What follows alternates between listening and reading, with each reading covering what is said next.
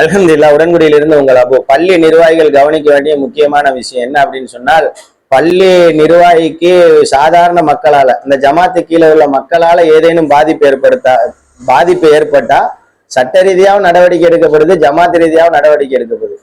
ஆனா அந்த பள்ளி நிர்வாகத்துக்கு கீழே உள்ள 2 மக்கள், சாதாரண மக்கள் 2 பேருக்குள்ள பிரச்சனை அப்படின்னு சொன்னால், இங்க பாதிக்கப்பட்டவங்க தான் சட்ட ரீதியா என்ன செய்யறாங்க, போறாங்க. ஜமாத்தும் ஆதரவு தர்றது இல்ல, சட்ட ரீதியா நடவடிக்கை எடுக்கிறதுக்கும் துணை நிக்கிறது இல்லை.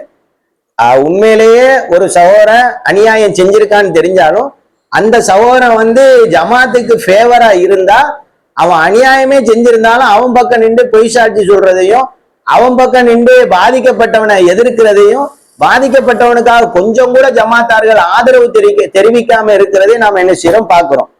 அதே நேரம் சாதாரண ஒரு மனிதனால ஜமாத்து நிர்வாகிக்கு பிரச்சனை அப்படின்னு சொன்னால், ஜமாத்து நிர்வாகி மேல தவறே இருந்தாலும் இல்ல தவறு இருக்கான்னு சொல்லி ஆய்வு செய்யாம இருந்து சட்ட ரீதியாகவும் நடவடிக்கை எடுக்கப்படுது, ஜமாத்து ரீதியாகவும் நடவடிக்கை எடுக்கப்படுது.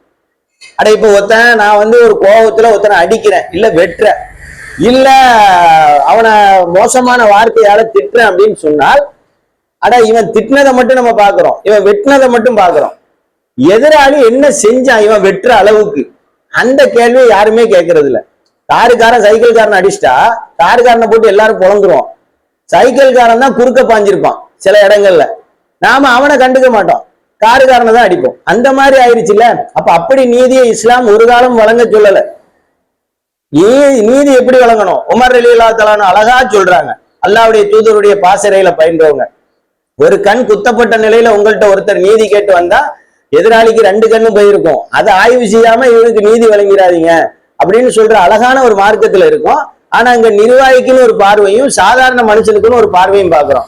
அல்லாஹ் ரப்புல் ஆலமீன் உங்களோட சுயநலத்தை, அதிகாரத்தை என்ன செய்யாதீங்க, உங்க சுயநலத்துக்காக பயன்படுத்தாதீங்க, பொறுப்பை உங்க சுயநலத்துக்காக பயன்படுத்தாதீங்க. பொதுநலத்தோட பள்ளி நிர்வாகத்துல என்ன செய்யுங்க, செயல்படுங்க. அல்லாஹ் ரப்புல் ஆலமீன் நன்மையை நோக்கி பயணிக்கிற நல்ல மக்களுடைய பட்டியல உங்களை என்ன இடம்பெறச்சு.